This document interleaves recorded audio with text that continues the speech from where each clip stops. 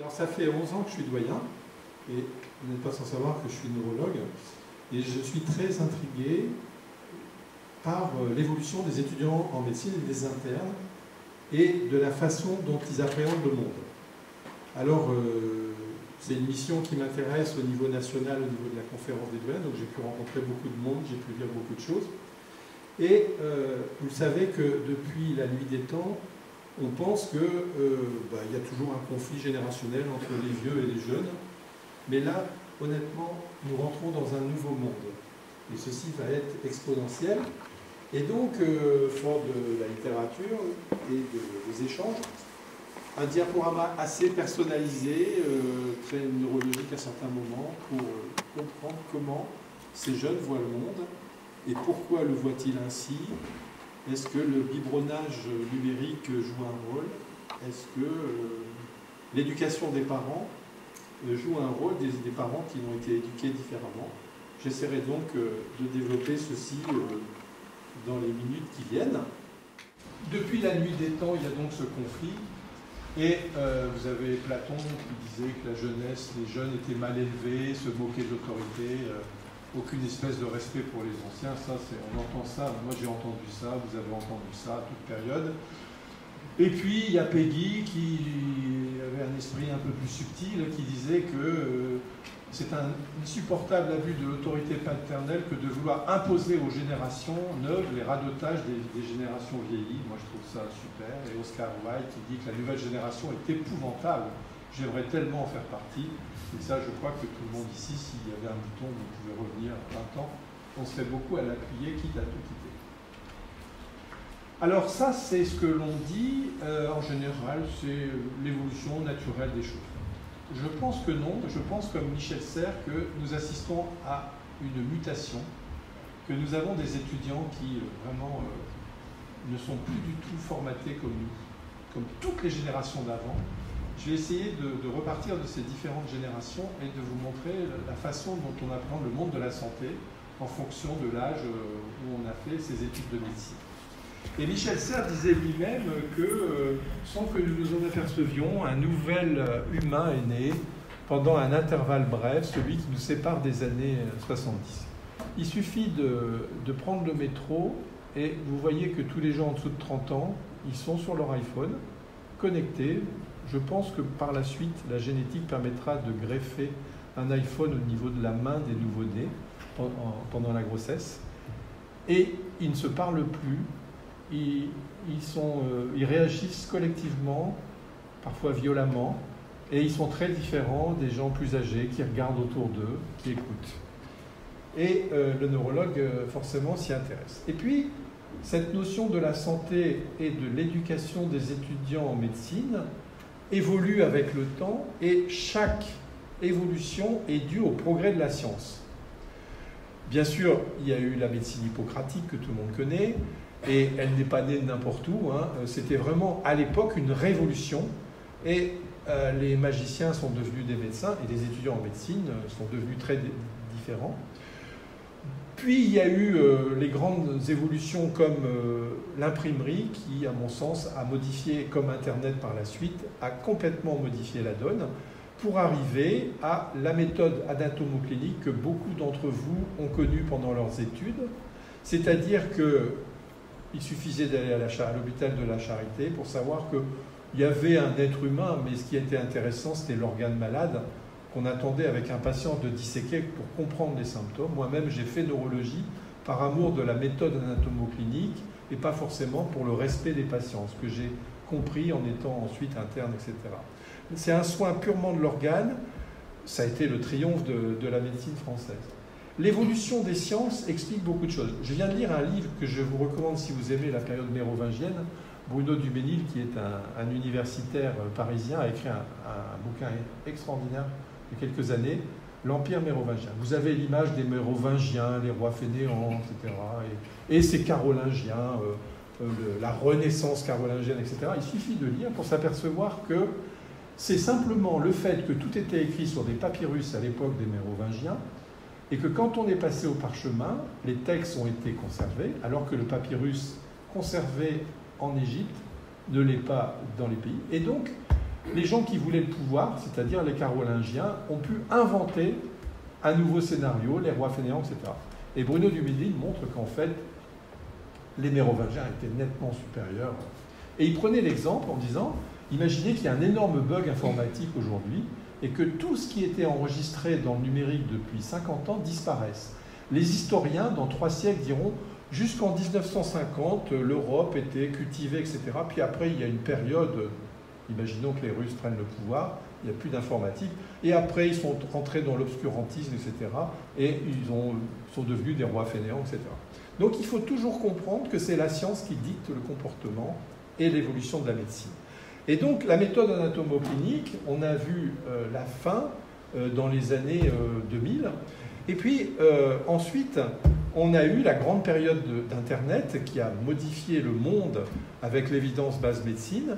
Et puis on a commencé à se dire que c'est bien beau de donner des médicaments en fonction de la physiopathologie, mais qu'il fallait penser aux effets secondaires. Et donc la médecine basée par les preuves, les effets secondaires, etc. sont devenus importants.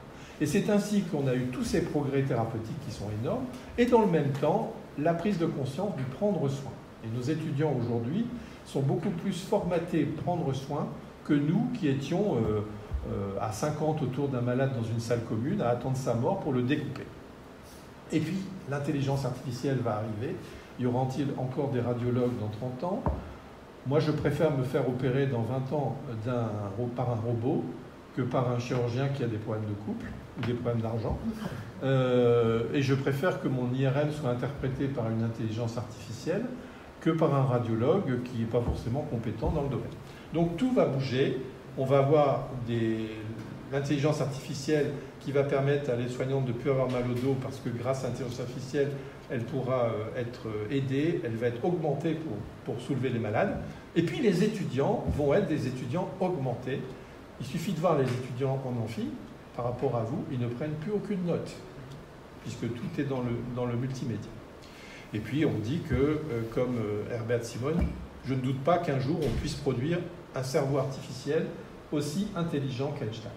ChatGPT, les nouvelles formules, montrent les premières que vous avez tous sont nulles, probablement, mais comme les parchemins c'était nul par rapport à l'imprimerie. Mais là, maintenant, avec les nouvelles générations, on voit quand même qu'ils sont plus forts pour le diagnostic que les médecins.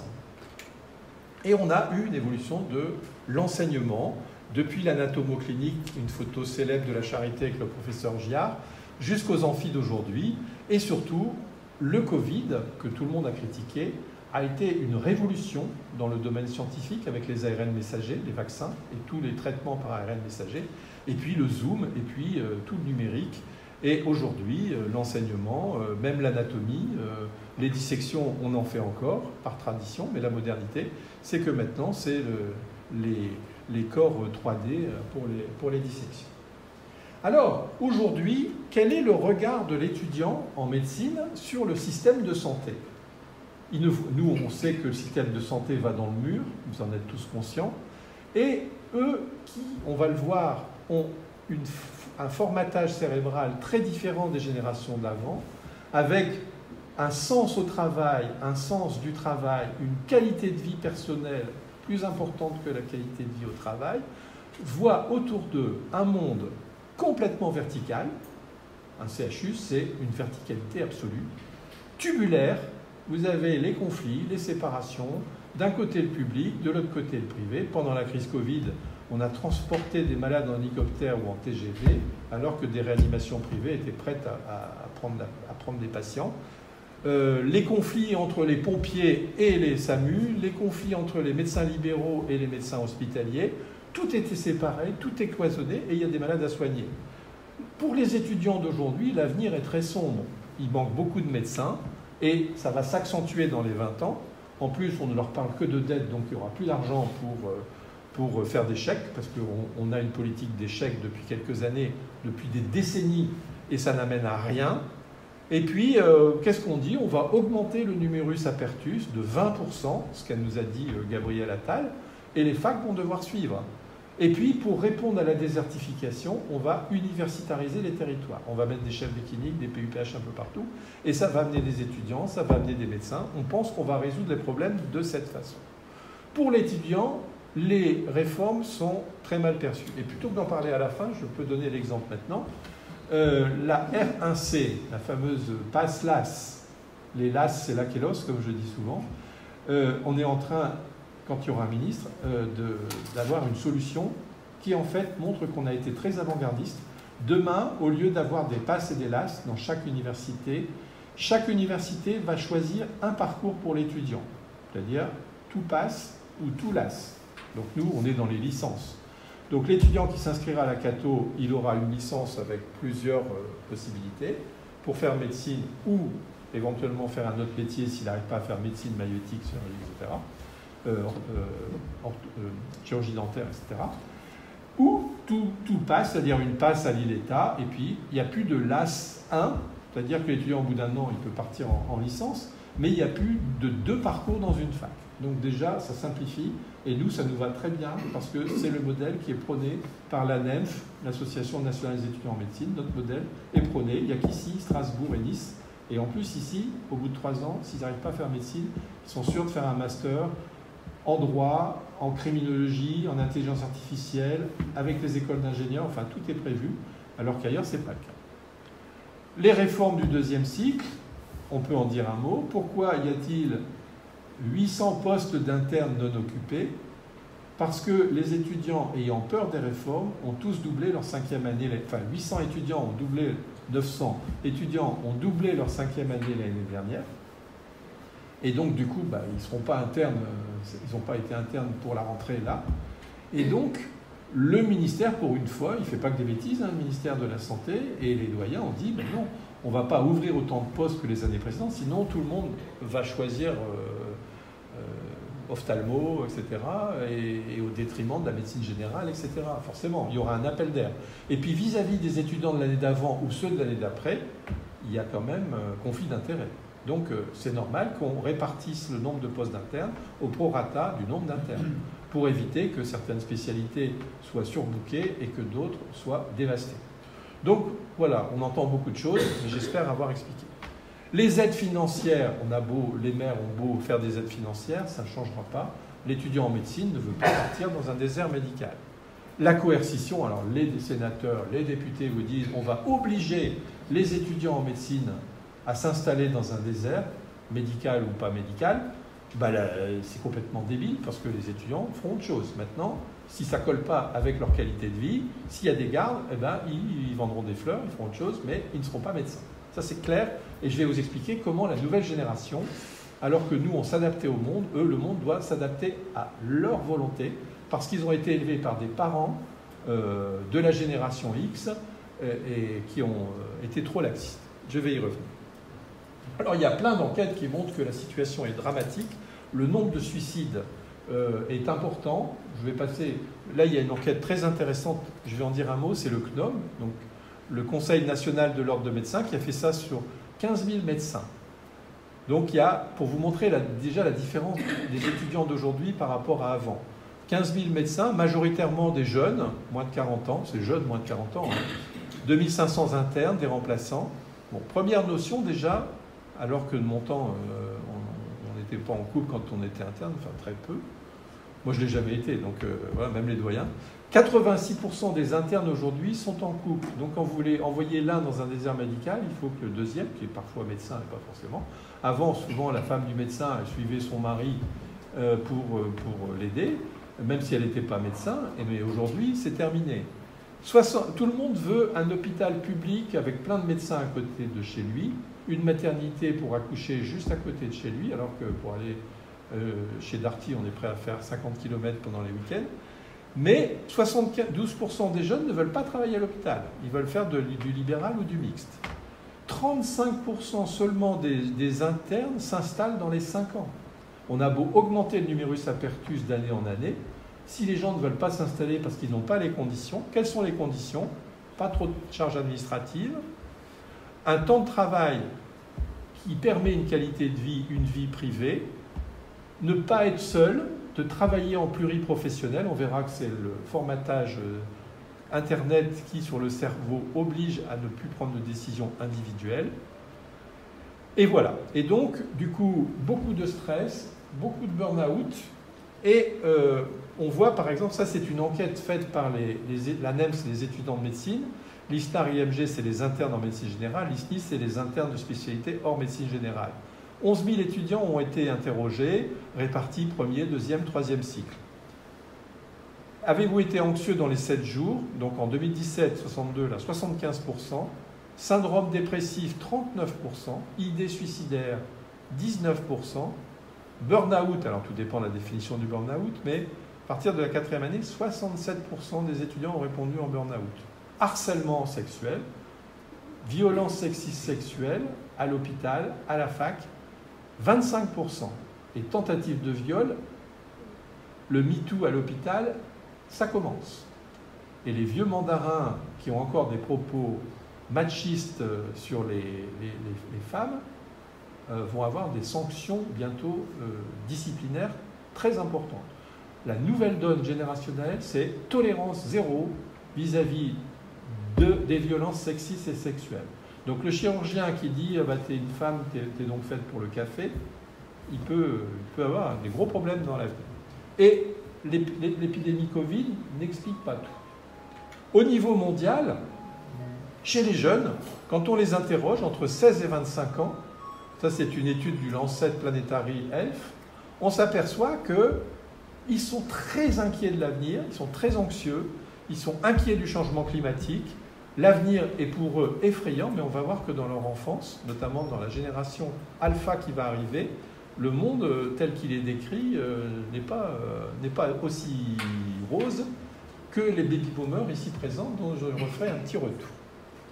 Alors, tout ça cohabite dans un hôpital, dans un cabinet de médecine, et un chef de service aujourd'hui, quand les jeunes veulent, quand les gens veulent être chefs de service aujourd'hui, il y a peut-être la part administrative qui est tellement devenue débilisante que les jeunes ne veulent plus être chefs de service, alors que de notre temps, on était glorifié par « on va te nommer, tu vas être chef de service », c'était un honneur. Aujourd'hui, c'est « et pourquoi ?»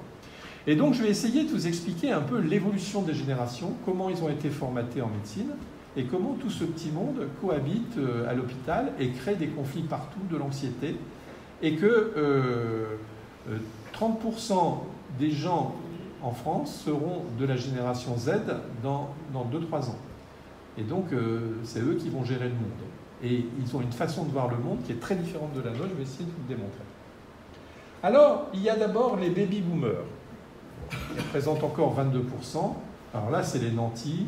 C'est ceux qui ont eu tous les plaisirs possibles. Ça, c'est un pédopsychiatre lyonnais qui a beaucoup travaillé à la question. Donc, ces baby-boomers ont eu des parents de la génération silencieuse.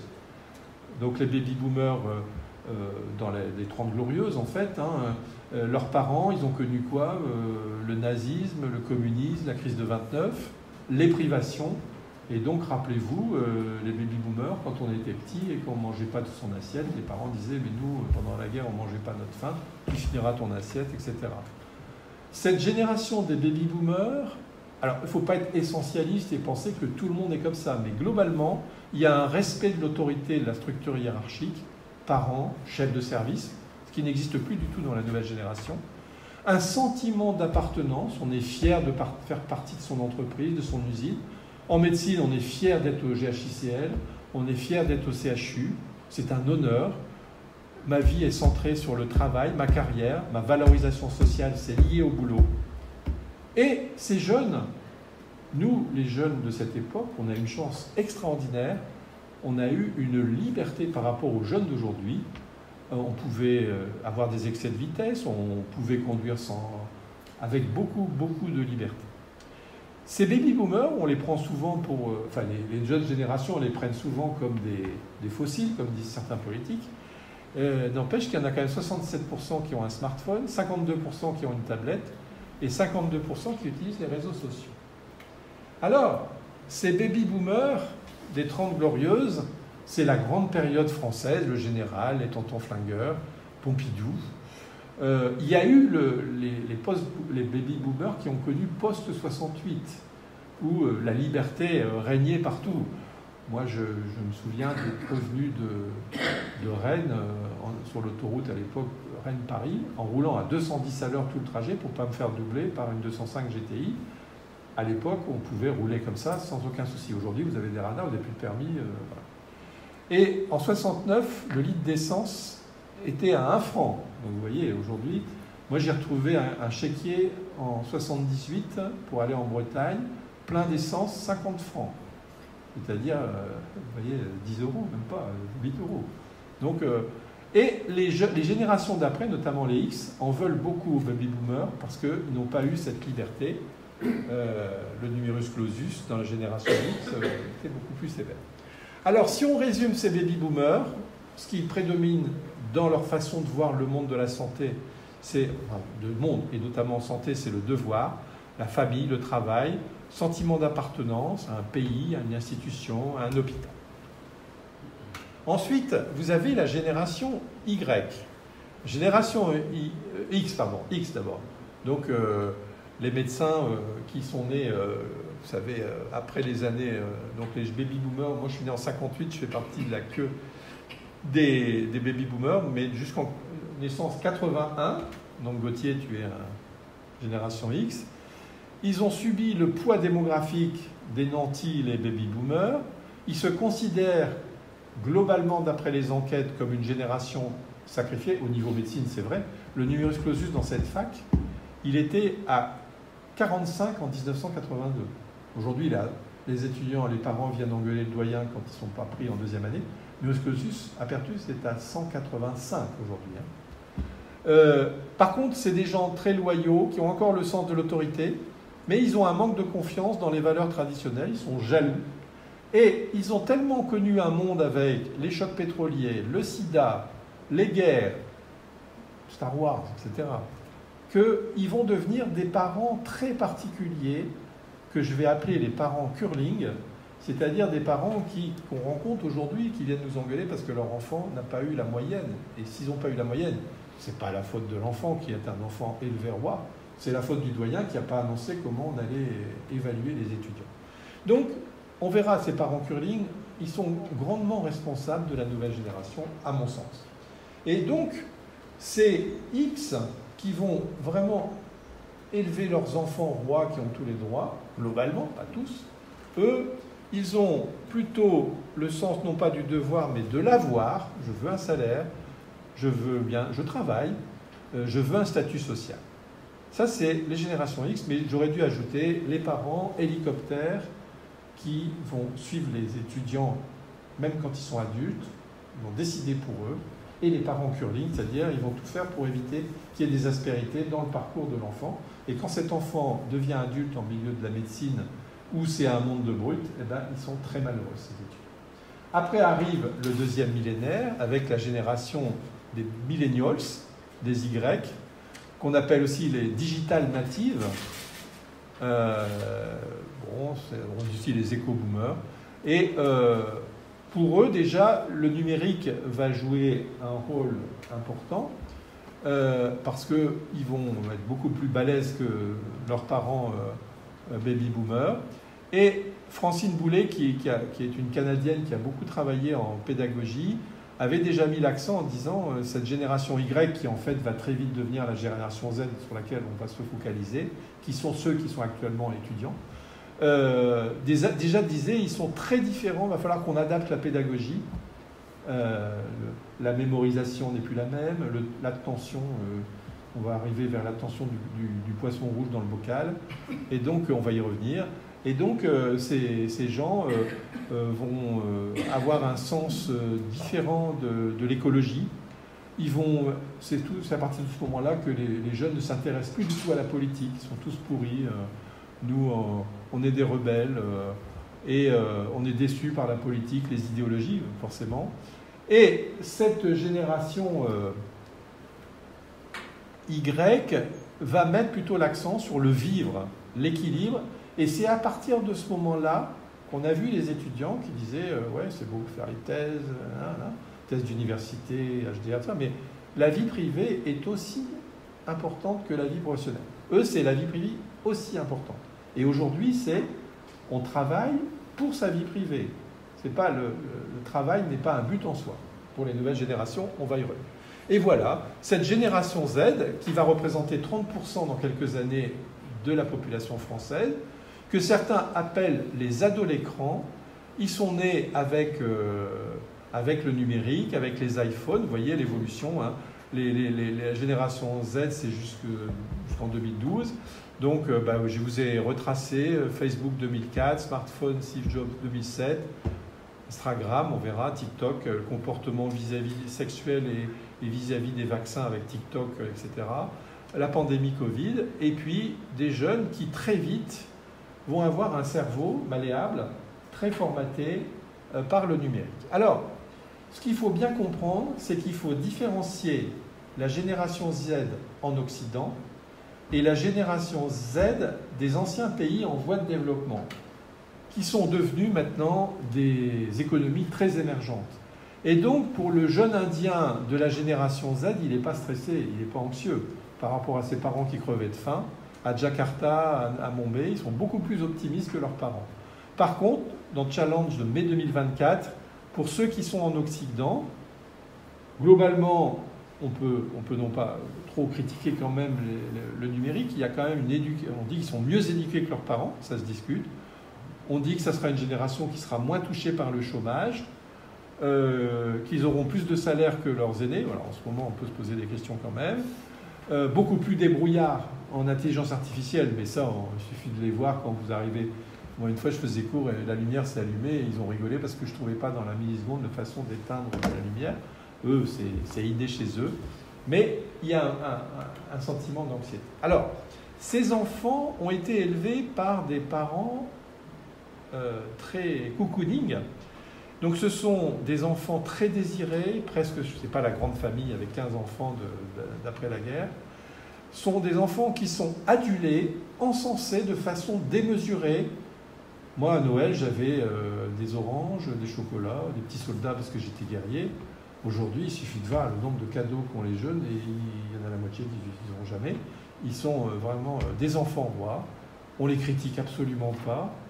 Et quand on a les étudiants qui loupent un examen, je vous le dis, c'est jamais la faute de l'étudiant, c'est forcément la faute de ce doyen. Vous êtes vraiment inhumain pour le faire doubler quand même. Et même si l'enfant fait des bêtises, il suffit de voir ce qui se passe dans les écoles. Les maîtres ne peuvent plus frapper, bien sûr, mais ils ne peuvent plus enguirlander un étudiant. Ils se font tout de suite retoquer par les parents. Et ça va créer des enfants rois très narcissiques. C'est-à-dire que tout le monde doit tourner autour de leur volonté. Et comme par Internet, ils vont travailler, ils ont tout de suite dans l'immédiat, eh bien, s'ils n'ont pas tout de suite, ils sont colériques. Ce sont des enfants surprotégés, avec des parents qui vont vraiment les surveiller de très près, le curling ou le parenting slang, c'est-à-dire qu'on va supprimer toutes les aspérités comme au curling pour faire avancer l'enfant. Moi, quand je leur raconte que quand j'avais 7 ans, je traversais tout mon village pour aller à la ferme à 8h, à 19h en mois de novembre quand il faisait noir pour aller chercher chez le fermier le lait, aller envoyer un enfant de 8 ans aujourd'hui traverser un village où même il n'y a pas d'insécurité, hein. C'est même plus pensable. Le petit coco, il ne va quand même pas aller, c'est pas à eux à y aller. Les parents hélicoptères qui surveillent de très près. Et je vous dis, c'est nous, la rentrée universitaire. Dans 10 ans, il n'y aura plus personne qui voudra être doyen, hein. On est harcelé, non pas par les étudiants, mais par les parents qui viennent nous voir, ils ne comprennent pas. Montrez-moi la docimologie. Vous vous rendez compte, il a eu une note éliminatoire, et à cause d'une note éliminatoire, c'est le règlement. Oui, mais vous comprenez, c'est un enfant brillant, etc., etc. Et alors, les recours pour les licences santé, le nombre de places, il faut nous dire exactement. Enfin, ça devient impossible. Donc, des enfants surprotégés. Des enfants adultes, dès qu'ils sont petits, moi je me souviens, je peux aller, non. C'était la règle. Et on ne disait pas pourquoi c'est non, c'est non. Aujourd'hui, c'est l'enfant roi qui parle comme un adulte à ses parents, et donc on discute avec lui. Alors c'est post-68 aussi, hein, mais on considère l'enfant comme un partenaire à table, à égalité avec les adultes. Après, quand on arrive dans un hôpital, et devant un malade ou devant un chef de service, c'est pas évident. Alors, ils n'ont pas de chance par rapport à nous, les baby-boomers, qui avons connu quand même les 30 glorieuses. Eux, à la télé, on leur parle, il y a eu le Walter Center, il y a eu le permafrost qu'ils font, il y a les guerres, Il y a eu les épidémies, on dit que le Covid, ça n'est qu'un premier événement, mais il y a d'autres épidémies qui vont venir. Donc, par rapport à nous, on a une chance, enfin quand je dis nous, c'est les baby boomers, parce que j'en suis, on a une chance extraordinaire, pas de guerre, de la croissance, tout le monde avait du boulot, on était libre, on fumait, on buvait, on roulait vite, on faisait la fête, différent d'aujourd'hui. Il n'y a pas le binge drinking. J'essaierai d'expliquer le binge drinking par les multimédias. Donc, un changement qui est vraiment radical. On ne considère plus les institutions, donc les CHU, de la même façon. Les jeunes ne veulent plus rester dans les CHU aujourd'hui, pas beaucoup. Ils sont très collectifs dans les réseaux sociaux et ils inversent la hiérarchie. C'est plus le chef de service qui décide, mais pour les gardes, c'est moi qui décide. Je ne peux pas faire cette garde-là et démerder. Donc, un monde qui change. Et la génération Z est aussi dans la solidarité entre eux, le sens au travail, on y reviendra, la justice, la sécurité. Alors, la génération Z a un comportement vis-à-vis de l'écologie encore un peu mixte, hybride, parce qu'ils sont pour l'écologie, mais alors dès qu'ils peuvent voyager et prendre l'avion, il n'y a aucun problème. Aller sur leur smartphone alors qu'on sait que sur le plan carbone, c'est pas bon. Par contre, la génération alpha qui va arriver à partir de ceux qui sont nés après 2012, eux, ils sont des ayatollahs de l'écologie, globalement, et ils ne voyageront plus. Donc pour les stages internationaux, Erasmus, tout ça, ça va devenir compliqué. Ou alors ils iront en vélo en Belgique. Alors cette génération, alors j'ai symbolisé ça, vous voyez, à tout âge, vous les voyez, même aux fêtes de Noël, etc. Ils sont pas avec vous, ils sont sur leur iPhone. Et le fameux singe qui ne voit pas, qui n'entend pas, qui ne parle pas, moi on ajoute facilement le quatrième, qui est la somme des autres. On est sur notre iPhone. Alors, c'est la génération alpha qui va arriver, vous voyez, c'est le portable à droite ou à gauche de l'assiette, ça résume tout. La génération alpha, la génération Z est née avec le numérique, la génération alpha est dans le numérique. Je dis, c'est ceux qui naîtront dans l'avenir avec une tablette devant les yeux. Et ils vont avoir un comportement très différent, je vous dis, des précédents. Ils vont muter par rapport déjà aux mutants. Et alors eux, quand ils vont arriver dans un hôpital pour faire tourner un hôpital, on se demande comment ça va tourner. Déjà aujourd'hui, on pense que quand un médecin s'en va, il faut au moins 3 personnes pour le remplacer. Donc avec la génération alpha, il faudra, alors avec les dettes qu'on a, je ne sais pas si on pourra le faire. Et donc le neurologue s'est un petit peu intéressé à la maturation du cerveau. Alors Gauthier, qui est neurologue, me corrigera si je dis des bêtises, parce qu'il aime bien ce sujet aussi. Donc la période de l'adolescence est très très importante. On a un cerveau qui est immature, on a un cerveau qui est immature jusqu'à 20-25 ans. Donc la période critique, on sait ce qui se passe au niveau de la plasticité cérébrale avant 25 ans. La technologie, il y a l'environnement, le tabac, etc., mais il y a aussi la famille, etc. Mais le technologique va jouer un grand rôle sur la maturation du cerveau. Bon, heureusement, alors je rappelle, on a je parle de la dette française, là, 100 milliards de neurones, donc c'est un chiffre qui paraît absolu. On ne sait pas exactement combien il y a eu d'habitants sur Terre depuis les premiers australopithèques. On va entre 5 et 10 milliards d'habitants. Donc vous avez quasiment 10 fois plus de neurones dans votre tête qu'il y a eu d'habitants sur la Terre. Donc ça vous montre quand même, quand il y a une petite guerre mondiale, qu'on perd quelques millions d'habitants, sur 100 milliards de neurones, un AVC, vous perdez en nombre de neurones la ville de Lille en une seconde quand vous faites un AVC. Donc il y a ça. Et il y a une période, quand on est jeune, avant l'adulte. Alors c'est un jeu compliqué, avec bien sûr les différents neurotransmetteurs, notamment le GABA inhibiteur qui joue un grand rôle. Entre nous, il y a beaucoup de médicaments en neuropsychotropes qui sont à base d'action sur le GABA, donc qui favorisent les signaux intenses, et on devient consolidé adulte à un moment où les neurones inhibiteurs vont favoriser les signaux intenses et faire perdre un peu les signaux faibles. Mais dans cette période, je vais pas détailler, vous avez l'action des médicaments, donc tous les gens qui prennent des benzos pour dormir, etc. Mais vous avez les jeux visio, vous avez, alors c'est pas toujours dans le même sens, mais les jeunes ne font plus de sport. Ils sont carencés en vitamine D, ils passent leur journée sur leur écran plutôt que d'aller courir après les vaches dans la campagne. Et tout ça va avoir un rôle. On sait que les écrans peuvent entraîner une baisse de la connectivité frontale, il se passe beaucoup de choses. Et puis, le neurologue est très sensible au circuit de la récompense. Vous savez, les circuits des drogues, des addictions.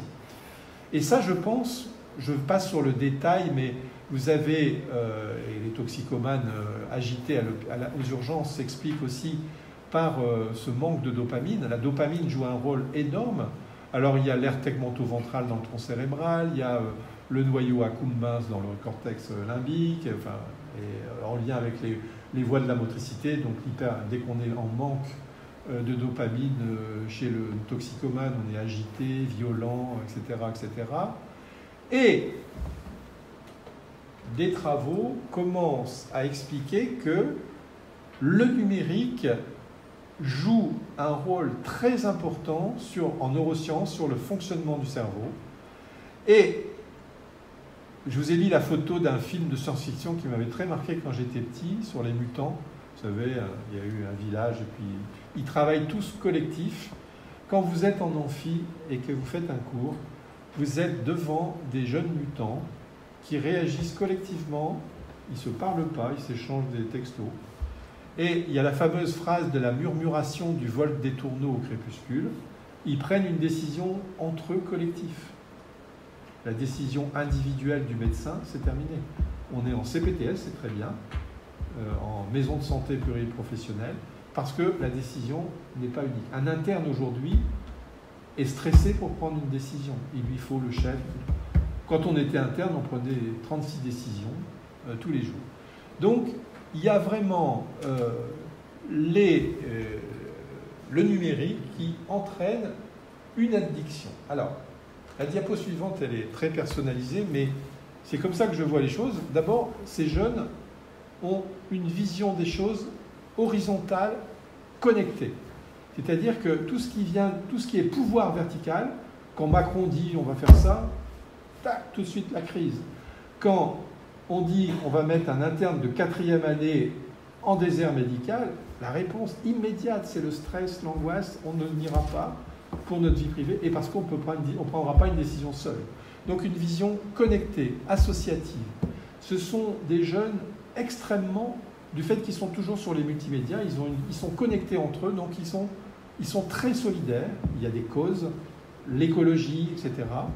Mais ils ont horreur d'être seuls. Et la crise Covid a entraîné beaucoup de dépression, même des suicides, parce que les jeunes se retrouvaient souvent seuls. Et en général, ils essayaient de ne pas être seuls. Bon. Une vision horizontale, un refus. Et pour moi, l'une des grandes raisons pour lesquelles on voit de plus en plus, depuis quelques années, des jeunes qui disent « J'étais programmé pour travailler au CHU, mais le fait d'être considéré comme un pion pour une carrière d'un PUPH et que tout est vertical, vient d'en haut de l'administration, j'étouffe, c'est pas mon monde. » C'est des jeunes qui sont dans l'immédiateté. Je veux, j'obtiens. Moi, quand j'étais petit, je prends souvent cet exemple, si je voulais voir le livre de la jungle, mon film préféré, j'attendais SVP Disney que Pierre Tchernia dise téléphoner à Cognac G ou je ne sais plus quoi, et puis si ça passait, j'étais content. Maintenant, à 4h du matin, j'ai 8 ans, je prends ma tablette, je veux, j'obtiens. Je veux, j'obtiens. Et donc, addiction, dopamine, et si j'ai pas, je crise. Donc, je veux plaisir. Et le binge drinking, c'est quoi? Je veux être sous, donc je bois tout de suite, je suis libéré. Et si je n'ai pas mon désir immédiat, je suis frustré, je me mets en colère. Et si on impose, tu seras de garde tel jour, etc., c'est impossible. Les jeunes aujourd'hui, là encore, il ne faut pas essentialiser, mais il suffit d'aller dans un service, ils ne supportent pas l'imprévu. C'est-à-dire que dès le lundi matin, tout doit être programmé pour la semaine. Qui va faire le tour? Qui va aller aux urgences de telle heure à telle heure le mardi? Nous, moi j'arrivais dans le service, je savais pas, je m'adaptais à tous les stimulus. J'avais des urgences à voir, je devais aller aux urgences. La fac me disait, il y a un tel, M. Choteau n'est pas là, il faut venir le remplacer tout de suite. Aujourd'hui, les jeunes, si ce n'est pas programmé dans leur agenda numérique de la semaine, ils ne le feront pas. Donc, ils ne projettent pas dans l'avenir. Tout ce qui est à venir, imprévu, danger, tout doit être programmé. Et ça veut dire que quand vous dites à un jeune, bah, tu ne veux pas être chef de service. Moi, quand on m'a proposé d'être chef de service, j'étais tout fier, mais j'étais tout seul. Et j'ai construit des choses, j'ai projeté. Aujourd'hui, si tous les feux ne sont pas ouverts, ah oui, mais il me faut autant de péage, sinon je ne veux pas être chef de service.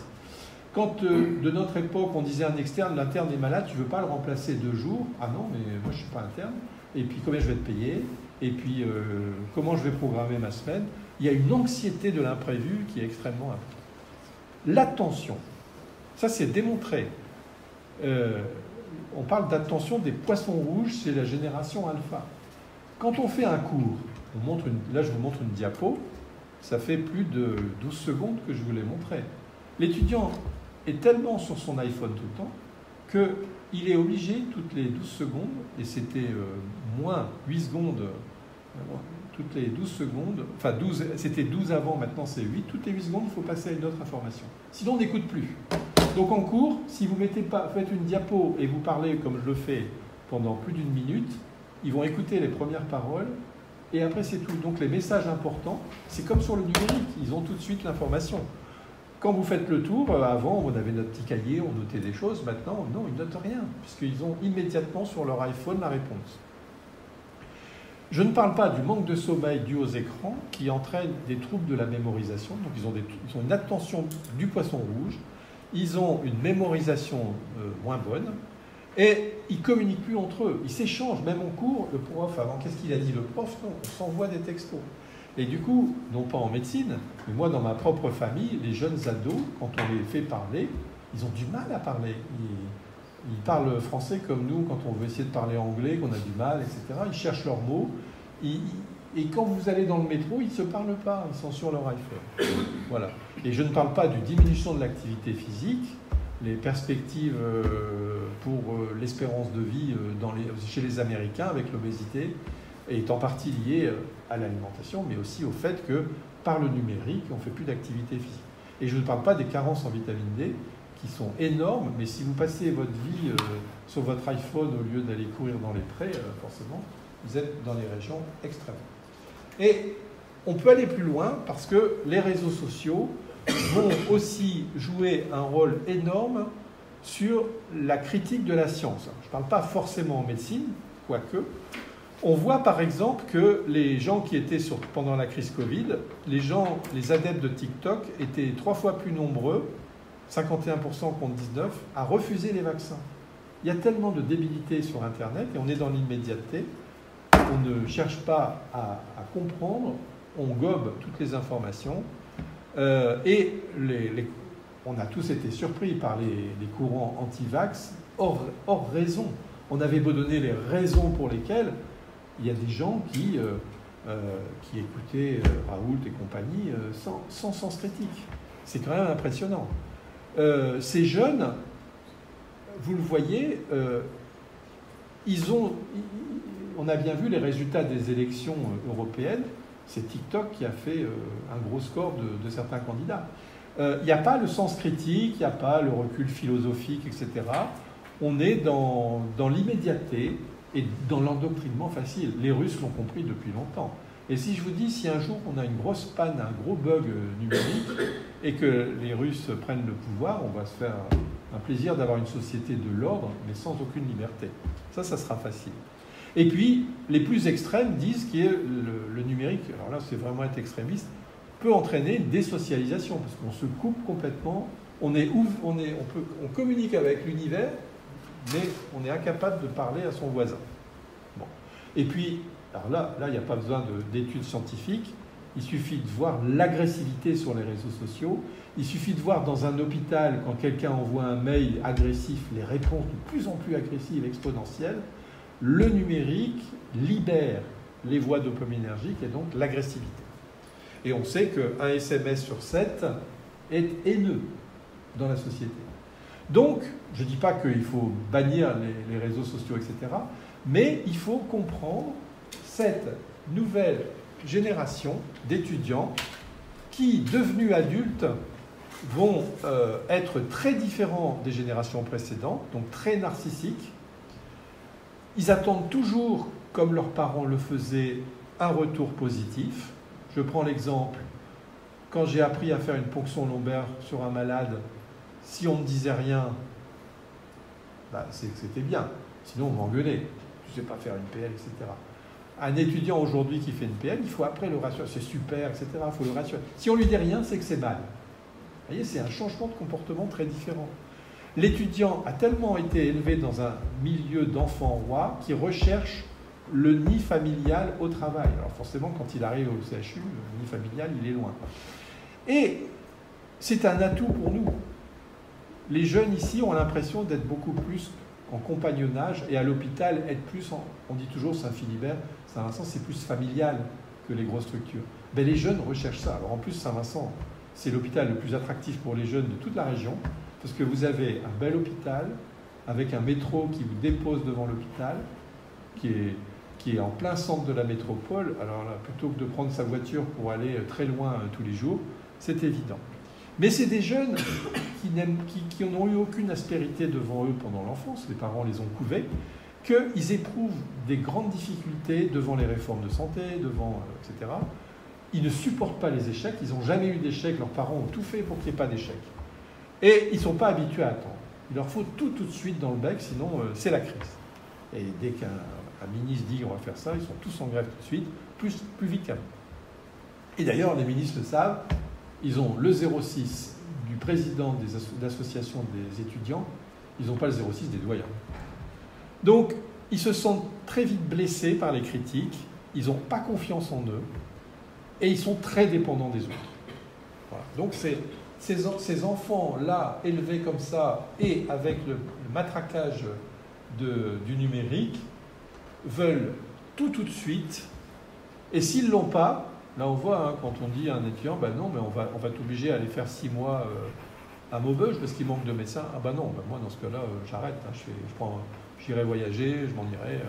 Si c'est ça la vie, ben, je commence par le dessert. Voilà, c'est ce que disent les jeunes. Moi j'ai fait plusieurs fois un débat sur la fin de vie, j'étais invité dans certaines mairies, et c'était notamment une, j'ai en tête, où en fait le débat de fin de vie avec le point de vue du soignant sur l'immédiateté de l'acte, etc. Et j'ai été surpris de voir que plus on avance en âge et plus on est plutôt critique sur certains contenus de la loi devenus un peu extrémistes au bout de quelques temps. Les jeunes, non. Ils sont dans l'immédiateté. Bah, moi, je vais être en bonne santé. Si je suis malade, bah oui, il faut...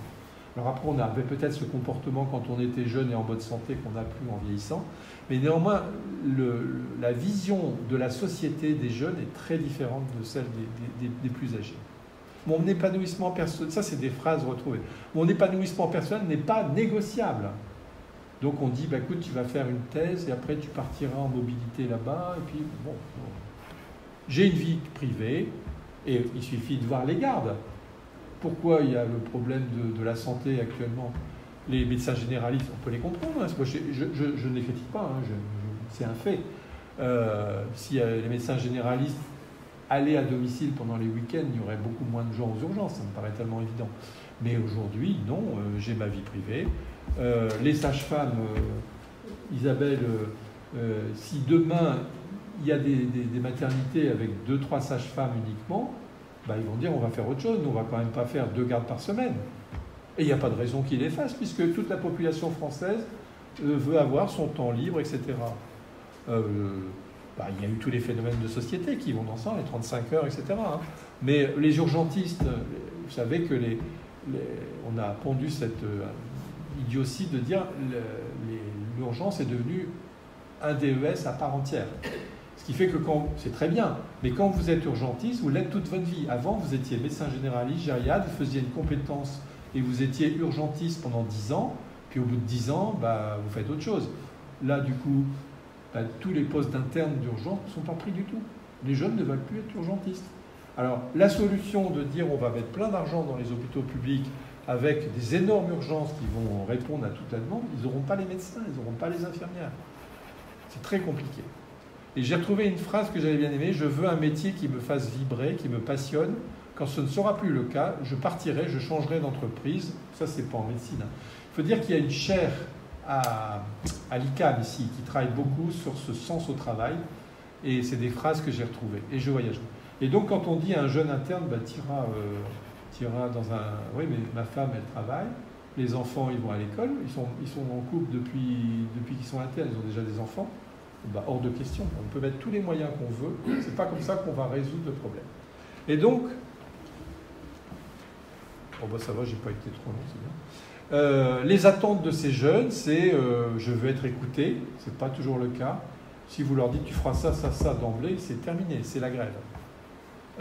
Et quand il y a un désaccord, bah, il faut négocier. Alors, c'est vrai que l'attitude de non-négociation d'en haut, en ce moment, enfin, qu'on a trouvée, je pense que la popularité du président de la République est en grande partie liée à ça, cette absence de... Les jeunes ne peuvent pas comprendre cette verticalité qui impose tout. Les sachants d'en haut, c'est impossible, c'est impossible. Ils veulent être respectés dans leur projet de vie. Et de toute façon, ça, c'est incontournable. C'est terminé de dire, bah oui, mais il y a les malades à soigner, il faut quelqu'un qui vienne le dimanche, etc. C'est très compliqué. Je sais que en Suède, pour les maternités, pour les grossesses, il n'y a que quelques grosses maternités où il y a 30 sages-femmes et 30 internes, et comme ça, ils ont leur vie à côté. Mais les petites maternités avec d'autres, c'est terminé. Et on l'a dit en très haut lieu, moi je l'ai dit à Matignon à une époque, au conseiller de Matignon, avec le responsable de néonat français, et moi avec ma vision de ça, si vous ne faites rien, dans quelques années, il y a beaucoup de maternités qui vont faire. En plus, on fait une 6e année, comme ça, avec une année blanche derrière. Enfin, on ne pense pas, on est loin de la réalité, de la base, et on va dans le mur. Bon. Par contre, le compagnonnage, c'est quelque chose qu'ils apprécient, et ça, c'est quelque chose qu'ils retrouvent ici. Alors, les conseils que l'on peut donner à tout le monde, c'est que quand on fait un cours, ou un topo, on doit être très court. Il faut faire la méthode Snapchat et tweet. Les tweets, ça marche bien, parce que c'est immédiat, on efface. Et puis vous avez tous les systèmes où les messages s'effacent au bout de quelques temps. Mais ça colle avec la nouvelle génération. De toute façon, c'est effacé dans leur mémoire. Il n'y a pas de projection à long terme, de mémorisation. J'exagère un peu, hein, mais il y a quand même ça. Il faut les rendre acteurs. Et c'est comme les patients. Avant, le malade arrive à Saint-Philibert, mettez-vous en slip, vous attendez dans le box. Aujourd'hui, on fait ça, on ferme l'hôpital. Il faut que le malade soit acteur. Le traitement, je vais vous donner tel traitement. Ben non, on négocie le traitement. Moi, je pense que c'est ça qu'il vous faut. L'alliance thérapeutique. Le paternalisme thérapeutique, si on continue à faire ça, eh ben c'est mort. Le cours magistral, ça ne les intéresse plus. Ou alors, il faut les bombarder d'images, sinon ils ne viennent plus. Donc, on se fait plaisir quand on fait un cours magistral. Mais les étudiants, ils n'en ont rien à faire de nos cours magistraux. C'est pour ça que les cours inversés, tout ça, c'est la mode. Il faut donner du sens, il faut vraiment imposer, et toujours donner un cadre, mais laisser beaucoup de souplesse. Donc, ça devient un art, et quand vous avez des internes Z avec des PH X et des patrons baby boomer, bah, le conflit, il est fort. Alors, la chaire du travail, là, vous voyez, par exemple, et je termine par là, c'est la chaire du travail, on travaillait avec BVA, et mais c'est pas pour la médecine, hein, mais à gauche, en bleu, c'est les parents, et à droite, c'est les étudiants. Avec qu'est-ce qu'on aime, quel que soit pour les jeunes comme pour les parents, qu'est-ce qui donne sens? Alors, le salaire, les parents, ils mettent le salaire. C'est génération X, c'est normal. Les étudiants, c'est en grand, vous voyez, c'est j'aime et la passion. Donc, attirer les gens en clinique privée avec des salaires, maintenant, les jeunes, ils n'en ont rien à faire. C'est leur qualité. S'ils ont beaucoup de garde, ils n'iront pas. C'est la qualité de vie. Pour les jeunes, alors, ce qui est intéressant, on va le voir, c'est qu'on croit aussi que les jeunes, c'est les grandes missions, l'écologie. Est-ce que l'écologie intervient dans le choix du boulot? On va voir que ça arrive très loin. Pour les jeunes, conditions de travail et vie personnelle, on voit que dans les premiers résultats, c'est les bonnes conditions de travail physique et psychologique et le bien-être. Et d'avoir du temps, tout en haut, du temps pour sa vie professionnelle. Vous voyez? Et quand on regarde ici, pour les parents, c'est pareil, pour leurs enfants, c'est bonnes conditions de travail, travail bien fait, avoir le temps pour sa vie, être protégé. Vous voyez, c'est vraiment tout ce que je vous dis. Et BVA a fait aussi un baromètre. Quand on interroge les jeunes, c'est quoi les proportions de jeunes, enfin les jeunes, ce qu'ils attendent, c'est être épanouis au quotidien. C'est d'être bien rémunéré quand même, et c'est de vivre sa passion. Et j'ai passé très vite, mais l'écologie, elle arrive très bas. Voilà, vous voyez, participer à la protection de l'environnement, 13,1% des étudiants ont répondu ça. Et aux parents aussi. Donc en fait, il y a fait ce que je dis, pas ce que je fais chez les jeunes. Et voilà. Donc je pense que ce phénomène sociétal n'est pas la répétition d'un conflit de génération comme on l'a connu.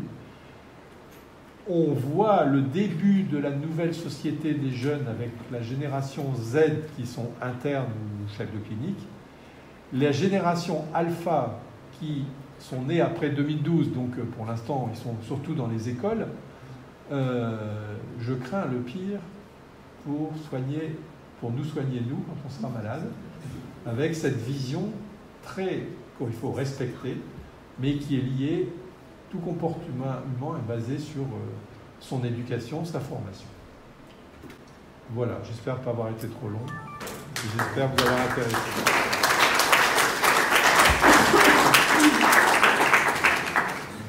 J'espère que ça vous a intéressé. Si vous avez des questions, n'hésitez pas. Tu es quand même pessimiste un petit peu, mais je voudrais juste retenir la phrase que tu as dit, c'est qu'ils sont, nos étudiants ont à cœur de prendre soin. Je pense que ça peut être c'est quelque chose de positif, que tu peux bien insister là-dessus. Une fois, j'ai fait pas aussi long, parce que j'avais fait quelques diapos à des jeunes, et j'ai dit, vous vous retrouvez là-dedans, et ils m'ont répondu, on retrouve surtout nos parents. Donc, je pense que après, ils n'étaient pas en désaccord. Après, forcément, j'ai noirci le trait. Donc, vous verrez que dans quelques années, vous direz, il délirait complètement, tout va bien. C'est ce qu'on peut souhaiter. Merci Patrick de cette conférence.